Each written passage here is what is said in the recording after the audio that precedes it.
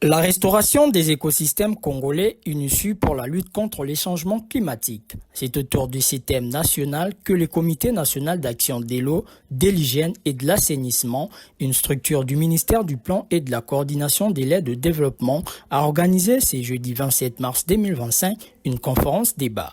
Représentant les professeurs Raphaël Chimanga, directeur du Centre de recherche en ressources en eau du bassin du Congo, CREBAC en sigle, et de l'école régionale de l'eau de l'Université de Kinshasa, le chercheur Emmanuel Tzadok a exposé sur les défis de la gestion des écosystèmes aquatiques et l'accès à l'eau en RDC.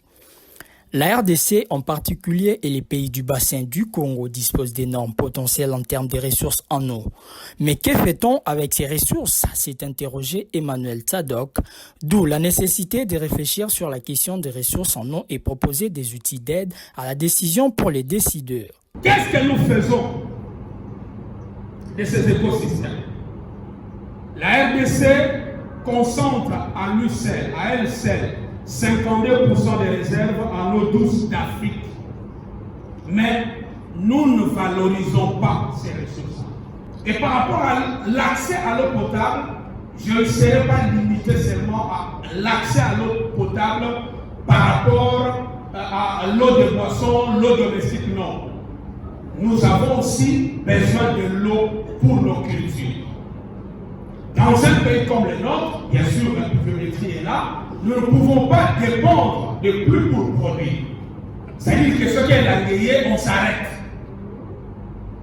On ne peut plus continuer aujourd'hui à rester dans les discours. Il y a de cela 50 ans, il y a calendrier agricole. Ça ne tient plus la route.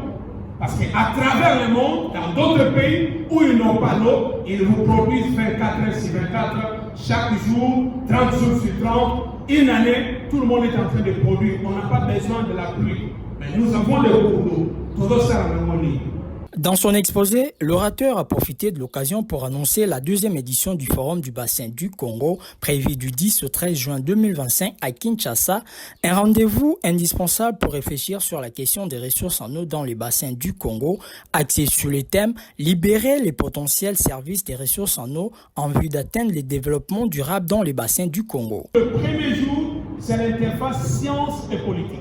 Nous avons besoin de données scientifiques probantes pour pouvoir orienter nos décideurs, les gestionnaires, les investisseurs, ceux qui sont dans les secteurs privés et par rapport au secteur des ressources en eau. Alors, ils seront là pour nous présenter les résultats de la recherche, mais orienter la prise de décision.